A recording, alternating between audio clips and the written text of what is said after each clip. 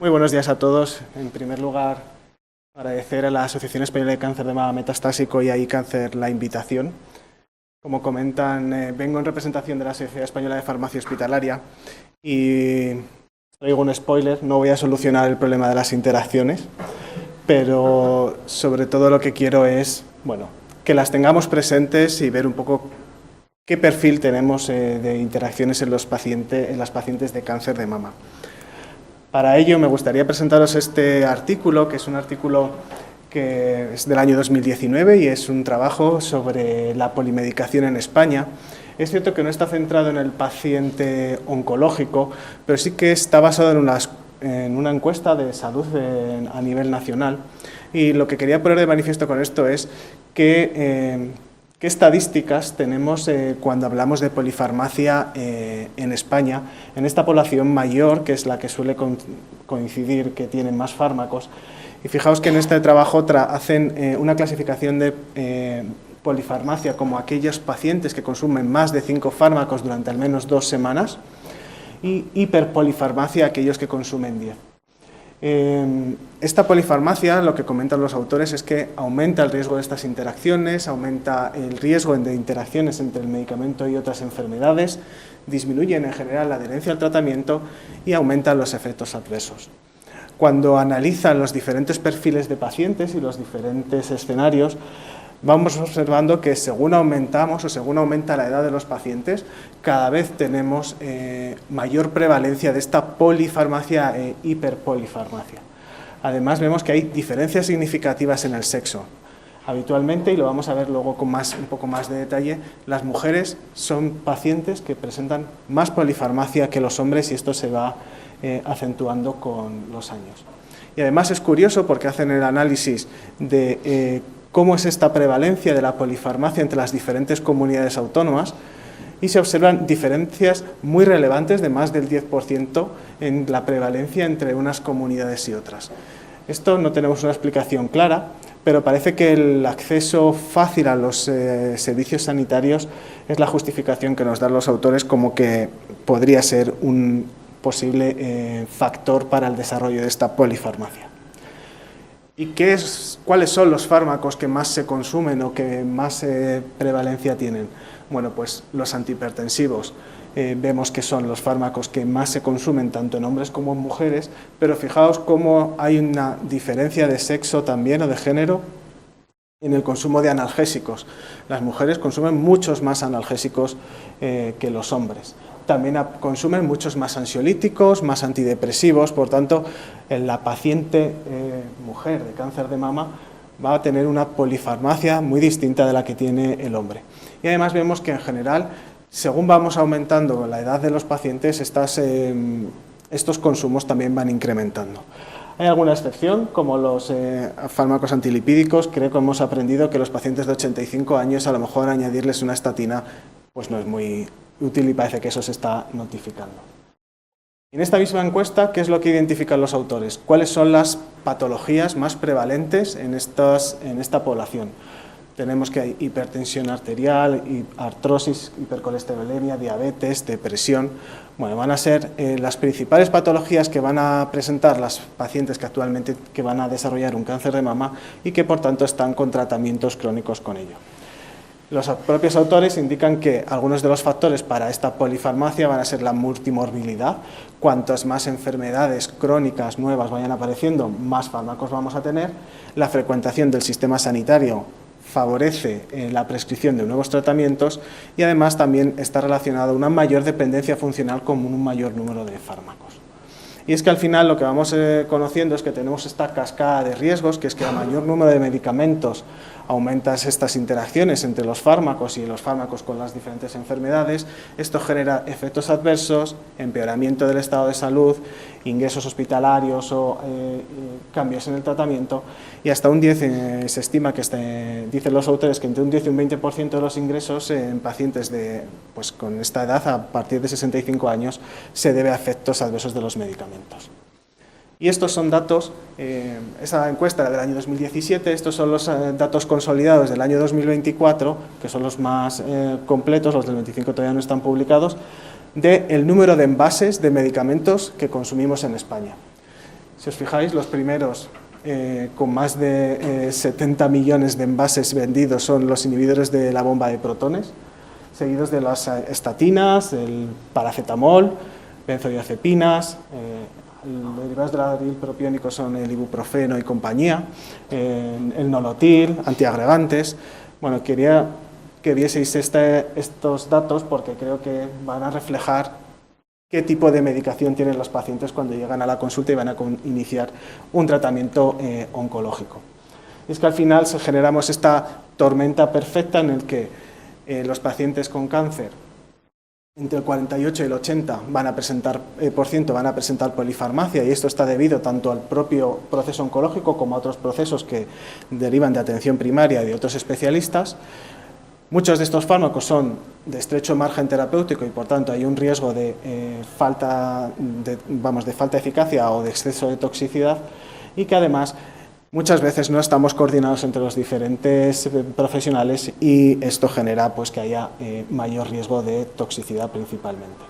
Y es que además normalmente en un entorno hospitalario tenemos al paciente en el hospital de día que sabemos lo que le estamos poniendo, qué toma, qué fármacos estamos poniendo, y llega luego a un entorno ambulatorio y se encuentra que va al dentista, va al fisio, va a su enfermera, va al médico de atención primaria.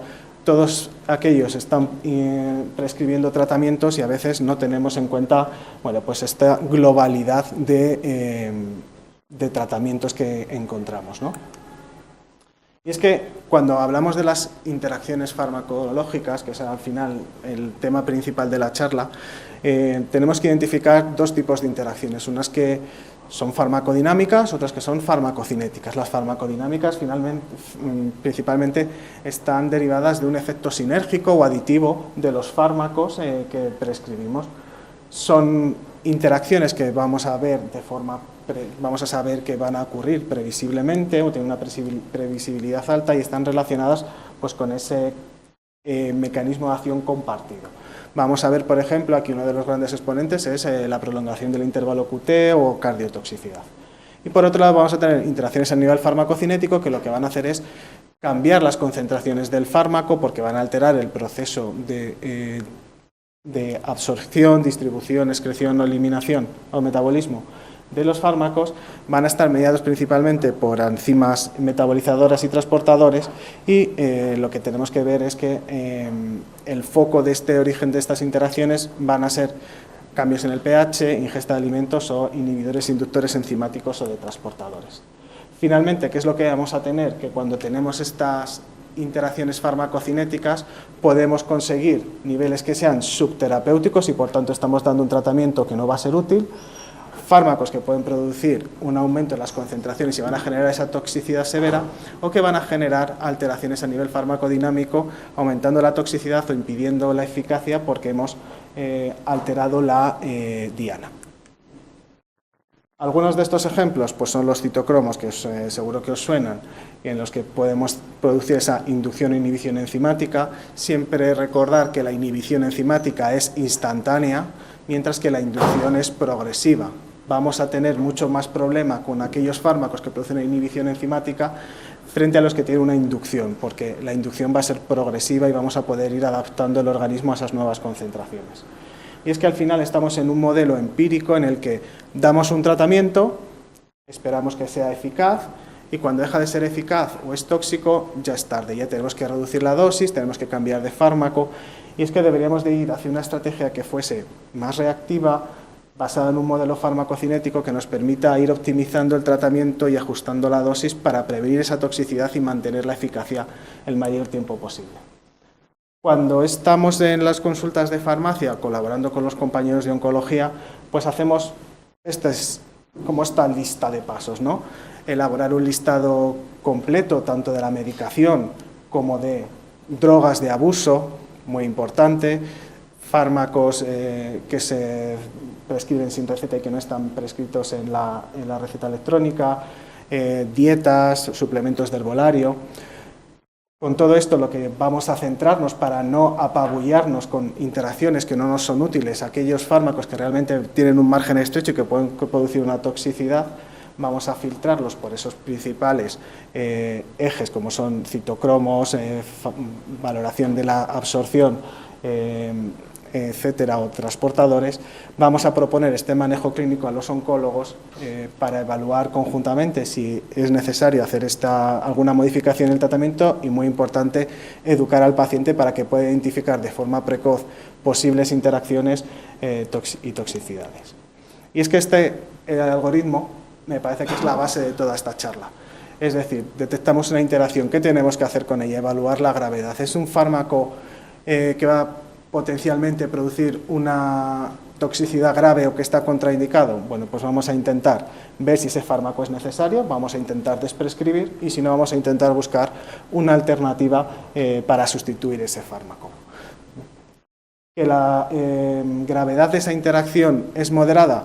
Bueno, pues tendremos que valorar el beneficio-riesgo y, si este beneficio sigue siendo positivo, pues ajustar dosis si es posible, separar las tomas, monitorizar niveles o síntomas, informar al paciente sobre todo para que identifique esos probables signos de alerta que pueden generar esas toxicidades. Y es que no es fácil, porque cada sistema o cada plataforma identifica estas interacciones de una forma distinta, no son replicables unos con otras. Entonces, bueno, muchas veces cuando tenemos que tomar una decisión de suspender un tratamiento o de proponer un tratamiento nuevo, pues tenemos que deberíamos de consultar varias de las bases más importantes, que son estas que os pongo por aquí, para intentar contrastar cuál es el algoritmo. Y con esto quiero ir a una cosa clave, y es que interacciones hay muchísimas, no podemos apabullarnos ni a los médicos ni a los pacientes con interacciones infinitas, y tenemos que centrarnos en interacciones que sean clínicamente relevantes.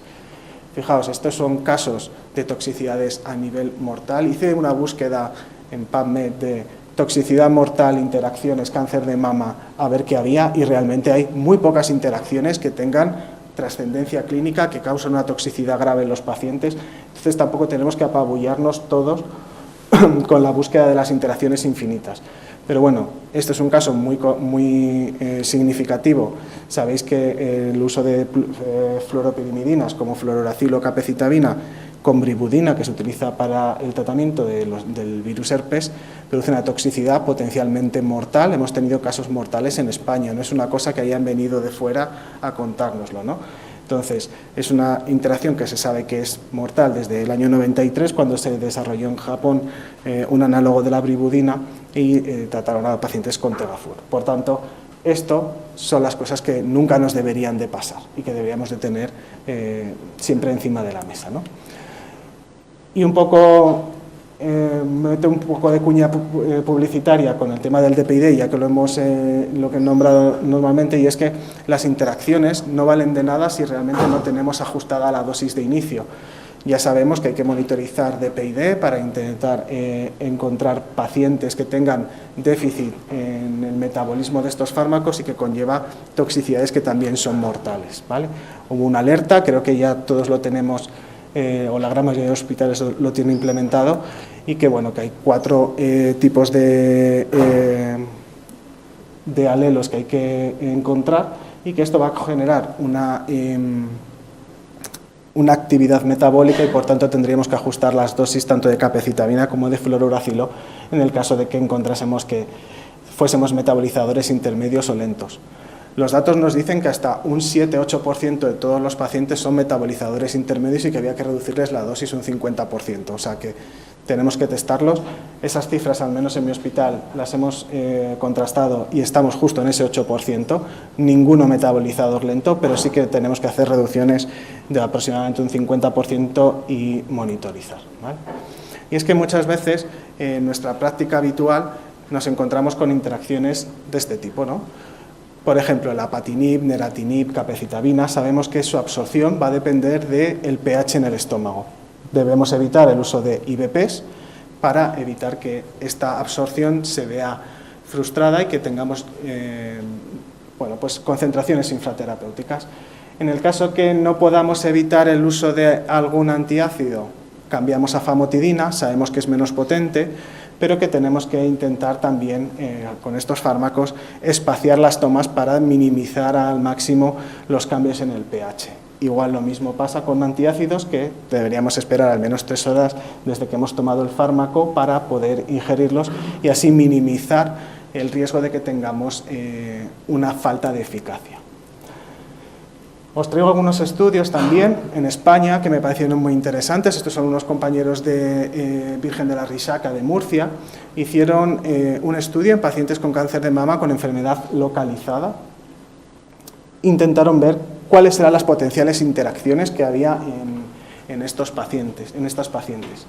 Fijaos que un 100% de las pacientes tenía interacciones farmacológicas, hasta un 89% las tenía del riesgo D y un 15% de riesgo X. Esto quiere decir que eran fármacos que estaban contraindicados. Esto lo pongo entre comillas, ahora vamos a ver por qué. Pero bueno, muchas de ellas eran fármacos con interacciones a nivel farmacodinámicas, es decir, aumentábamos la toxicidad cardiovascular, por ejemplo, de antraciclinas y ciclofosfamida. Esto es una interacción, pero que a día de hoy la tenemos resuelta porque estamos adaptando las dosis de los dos fármacos de tal manera que no vamos a tener una toxicidad aumentada o la toxicidad la tenemos asumida con esas concentraciones, ¿no? Por otro lado, tenemos interacciones a nivel farmacocinético, bueno, pues alteraciones en citocromos o la bomba.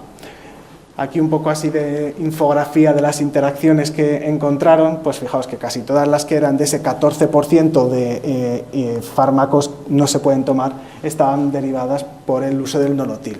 Sabemos que el nolotil hay una susceptibilidad individual para desarrollar pancitopenia y agranulocitosis y con fármacos que son citotóxicos pues podrían aumentar. Esto es algo muy limitado, es genético, podríamos identificar a los pacientes previamente, o sea que por eso quiero volver a rebajar el nivel de importancia de estas interacciones. A veces tenemos que saber analizarlas bien. Prolongación del intervalo QT con ondansetron, escitalopram, fluoxetina o sertralina, esto es muy típico, hay un riesgo aumentado. En este caso también no estamos tomando ondansetron todos los días, son dosis puntuales, tenemos que poner en contexto cuáles son estas interacciones. No es lo mismo un tratamiento crónico que un tratamiento que nos vamos a tomar el día que nos ponen el tratamiento y que vamos a tener una dosis o 2 dosis con el día de después. Y por último, pues igual lo mismo pasa con el aprepitano y el diltiazem, bueno, pues que tenemos que volver a poner en contexto y saber interpretar todas estas opciones. Otras situaciones con ya riesgo D. Riesgo D quiere decir que debemos considerar el cambio, no que estén contraindicados. Bueno, pues otros fármacos y combinaciones que están relacionadas sobre todo con el metabolismo a nivel de citocromos y de glicoproteína P. ¿Qué podemos hacer o qué propuestas hacen los compañeros de este estudio? Bueno, pues intentar evitar fármacos e intentar sustituirlos. En los antidepresivos inhibidores selectivos de la recaptación de serotonina, como fluoxetina, paroxetina, evitarlos en pacientes, sobre todo que estén con tamoxifeno, y emplear venlafaxina o duloxetina como antidepresivos que no interaccionan con ese citocromo 2D6 y que, por tanto, van a ser alternativas más seguras y que no ponen en riesgo la eficacia del tratamiento. Atorvastatina, sabemos que es una estatina de amplio uso, pero que se metaboliza por el citocromo 3A4. Pravastatina o rosuvastatina no se metabolizan de forma tan intensa por ese citocromo y puede ser una opción mucho más segura. El nolotil, pues evitarlo y poner paracetamol u otros AINES si es posible, y el ondansetron cambiarlo por palonosetron o tropisetron, que no tienen ese riesgo de prolongar el intervalo QT. Y es que, ¿qué dicen las guías? Porque yo me he metido en las guías de la NCCN y a los oncólogos les dan la receta, pero no les dicen cómo gestionar esta medicación. De toda la guía he intentado hacer búsquedas, interacciones, bueno, solamente aparece un caso, que es para el tamoxifeno, y encima tenemos evidencia regulera. Bueno, tenemos en el tamoxifeno, que sabemos que por un estudio que se hizo hace más de 15 años, que las pacientes de una cohorte que estaban con tratamiento con inhibidores, con antidepresivos tipo fluoxetina o paroxetina, tienen una supervivencia muy inferior que las pacientes que no tenían estos fármacos, y esto se debe a esa interacción por el citocromo 2D6. En la ficha técnica y en las guías aparece que no se deben utilizar, ¿vale? En combinación, o sea, en contraprestación deberíamos de utilizar, si necesitan un tratamiento antidepresivo, citalopram, escitalopram, venlafaxina y sertralina, según las fuentes que consultes, lo ponen o no como una recomendación. Yo voy más allá y veréis que insisto en lo del tema de la genética. Genotipado. Sabemos que hay una susceptibilidad individual, tenemos pacientes que son metabolizadores lentas o ultralentas en este citocromo y que van a tener concentraciones más bajitas de endoxifeno, que es el fármaco o el metabolito activo del tamoxifeno. En estudios retrospectivos sí que se observó esta tendencia, es decir, pacientes con ese metabolismo lento lo que van a hacer es que tienen peor supervivencia porque tienen menos concentración de endoxifeno, pero luego en otros estudios no se ha llegado a demostrar. A día de hoy, como la evidencia es contradictoria, ninguna de las grandes asociaciones de oncología recomienda el genotipado.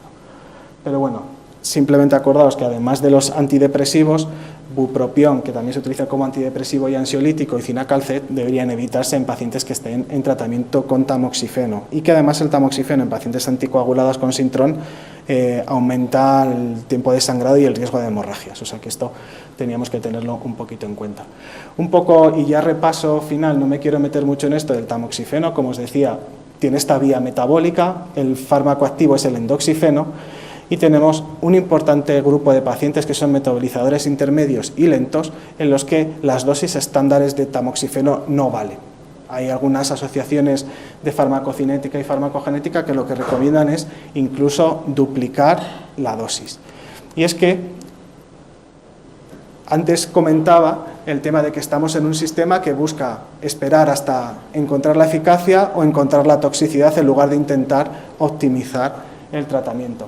Fijaos que hay estudios farmacocinéticos en esos pacientes que son metabolizadores ultralentos, en los que si la dosis habitual de tamoxifeno es 20 miligramos, se les tenía que administrar hasta 120, 6 veces más, para conseguir unos niveles terapéuticos, simplemente porque tienen esa susceptibilidad individual que muchas veces no tenemos en cuenta, ¿vale? Esto es un poco un resumen de los fármacos que he comentado antes, pero bueno, un poco más fácil. Letrozol, anastrozol, exemestán o fulvestrán son fármacos con muy poquitas interacciones, no nos tienen que preocupar. Dentro de poco esperamos tener en el mercado el acestrán. Yo cuando me empecé a preparar la charla y consulté el acestrán, ojo, porque va a ser complicado el manejo de este fármaco con la polimedicación. Actúa, es susceptible tanto por inductores como inhibidores moderados y fuertes desde el citocromo 3 a 4, también es inhibidor de glicoproteína P y de la proteína de resistencia al cáncer de mama. Esto impacta en fármacos tan importantes y tan prescritos como puede ser una digoxina, un bisoprolol, anticoagulantes, tacrolimus. Bueno, entonces tenemos que ver cómo vamos a gestionar luego toda esta polifarmacia con estas pacientes que van a recibir el acestrán. Cambio a otro grupo terapéutico, voy a ir así un poco haciendo un repaso ligero, no quiero ser muy intensivo con esto, pero este artículo me gustó mucho porque tiene este cuadro resumen que es perfecto, porque te dice qué es lo que importante, qué es lo que hay que hacer y qué es lo que no hay que hacer en pacientes que están en tratamientos con inhibidores de ciclinas. Los inhibidores de ciclina, los 3 que tenemos disponibles en España, abemaciclib, palbociclib y ribociclib, se metabolizan por el citocromo 3 a 4. Por tanto, aquellos inductores o inhibidores de citocromo 3 a 4 van a interaccionar con ellos. ¿Qué tenemos que tener en cuenta? Bueno, pues sobre todo antibióticos tipo rifampicina, no se prescribe mucho, pero alguna tuberculosis hay, o fármacos anticomiciales tipo fenitoína, carbamazepina, ojo, porque muchos pacientes con dolor neuropático también están en tratamiento con carbamazepina, van a producir una inducción y reducción de las concentraciones de estos fármacos. Por tanto, la opción es intentar evitarlos o sustituirlos. Una cosa curiosa que no está en la ficha técnica, pero que recomiendan en el artículo, es ante inhibidores potentes del citocromo, es reducir las dosis tanto de palbociclib como de ribociclib a la dosis más bajita. 75 de palbo, y 400, de ribociclib, o esperar al menos a que se haya aclarado el fármaco concomitante entre 3 y 5 veces. Y así, bueno, pues con los diferentes perfiles. También sabéis que ribociclib se diferencia de las otras dos opciones en que tiene un mayor riesgo de prolongación en el intervalo QT y generación de arritmias. Por tanto, aquellos fármacos que sabemos que pueden potenciarlo, pues tendríamos que intentar evitarlos. Esta es otra revisión que extraje así un poco manual la misma información. Bueno, pues contraindicados todos los que son inductores de CYP3A4 y los que prolongan el intervalo QT únicamente con ribociclib. Con palbociclib sabéis que hay un problema con los inhibidores de la bomba. Sabemos que las pacientes que están en tratamiento con palbociclib y omeprazol o análogos tienen una eficacia muy disminuida. No deben de tomar estos fármacos en combinación, ¿vale? O sea que esto hay ya varios estudios prospectivos que lo demuestran. Y bueno, ¿qué les ponemos entonces a estas pacientes? Breve repaso, esto yo creo que no es para que lo leamos, pero simplemente que sí que tenemos que tener claro que muchos de los fármacos son seguros y es el mensaje que quiero transmitir, que las interacciones existen, pero que tenemos que aprender a manejarlas, a gestionarlas y a ponerlas en contexto, pero bueno, que tanto de todas estas familias, antidiabéticos, antibióticos, IVPs, analgésicos, antidepresivos, pacientes con demencia, todas estas opciones son fármacos que son seguros y que no debería de generar interacciones, al menos con estos inhibidores de ciclinas. Y es que cuando tengamos una alerta de este tipo, pues ¿qué tenemos que hacer? Bueno, pues el algoritmo que hemos visto antes, un poco traducido a la realidad, ¿no? ¿Qué podríamos hacer en un caso con una paciente que tiene esta fármaco concomitante? Pues recomendación de la suspensión al médico o al paciente, si es algo que está tomando por su cuenta, es un suplemento, una medicación sin receta, etcétera. Intentar, si no es posible suspender y el médico nos indica que tenemos que continuar porque clínicamente es necesario, intentar buscar otras alternativas o ajustes de dosis. El objetivo no es bloquear esa prescripción de la medicación, es analizarla, ver si se puede desprescribir e intentar buscar un plan farmacoterapéutico que garantice pues, esta eficacia y seguridad. Cambiamos de fármacos. Estos son también muy fáciles. Nitrastuz, en general los anticuerpos monoclonales no están sujetos a grandes interacciones.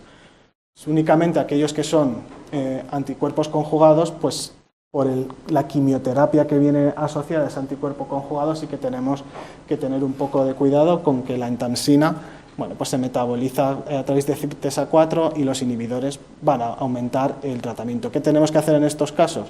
Intentar empezar el tratamiento con trastuzumab entansina cuando hayan pasado tres semividas desde que tres vidas medias del fármaco desde que lo tomamos la última vez, ¿vale?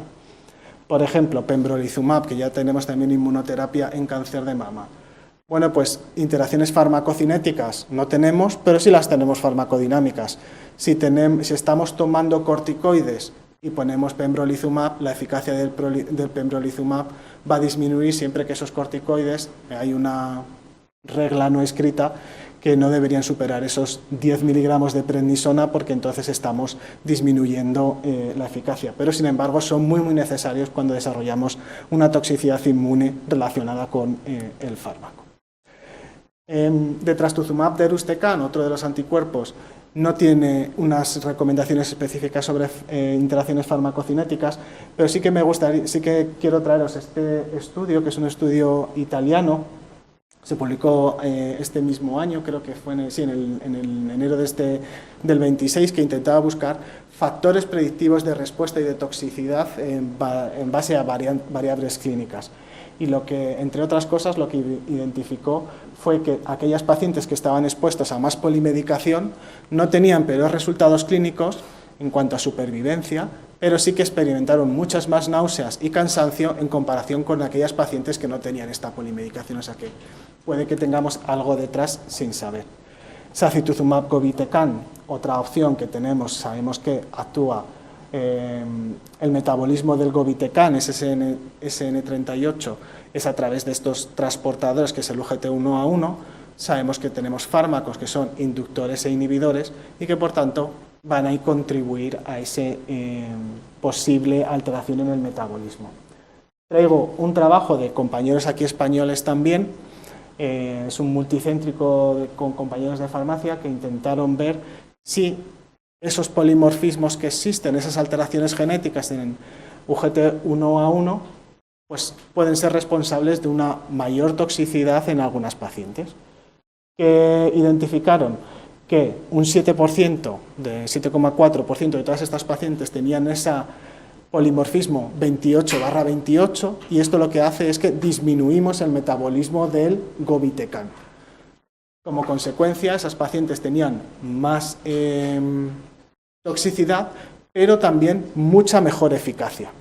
Entonces, esto se está estudiando un poco con más detalle porque, por ejemplo, con irinotecan, que aunque no lo utilizamos en cáncer de mama, en cáncer de colon o en cáncer de pulmón es muy utilizado, sabemos que tenemos una dosis muy limitada porque había un grupo de pacientes que limitaron esa dosis, pero se puede dar dosis hasta el doble.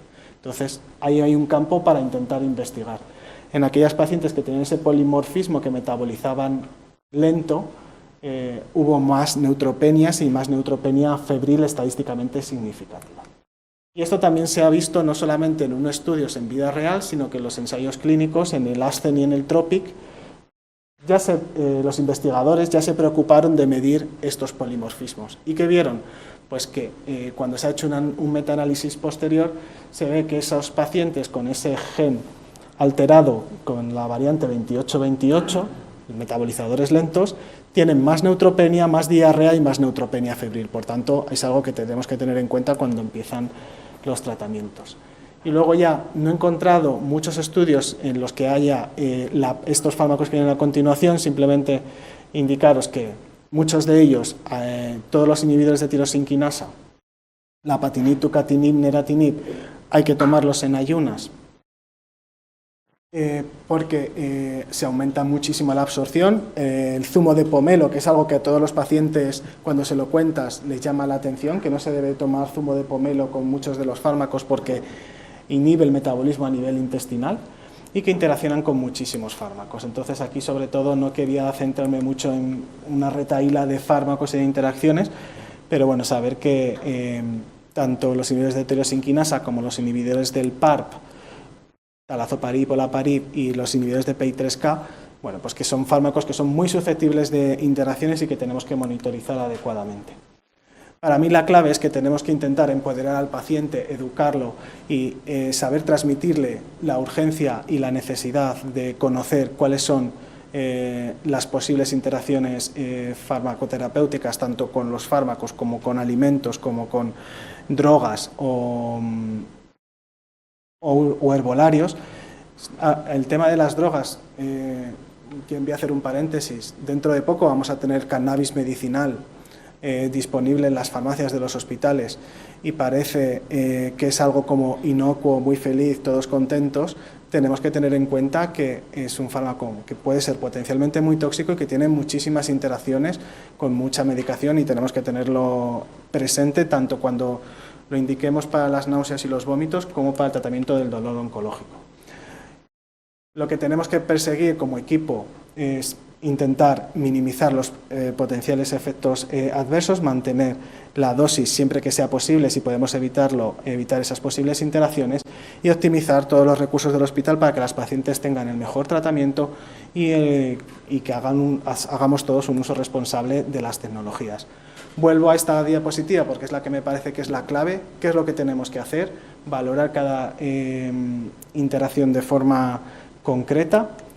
Y como conclusiones, bueno, pues intentar reducir toda la iatrogenia que está vinculada a estas interacciones farmacológicas, que son responsables tanto de toxicidad como de falta de eficacia. Esto va a tener repercusiones en el paciente y repercusiones en el sistema. Muchos de estos pacientes que desarrollan toxicidades relacionadas con el tratamiento tienen problemas de adherencia porque les sienta mal, no quieren tomarlo, disminuimos la eficacia. Y sobre todo intentar personalizar la seguridad. El uso de la farmacogenética y de la farmacocinética, tenemos experiencia y sabemos que en casos seleccionados va a añadir una capa de precisión a esta validación y a evitar posibles catástrofes. Y esto es todo lo que quería contaros. Muchas gracias.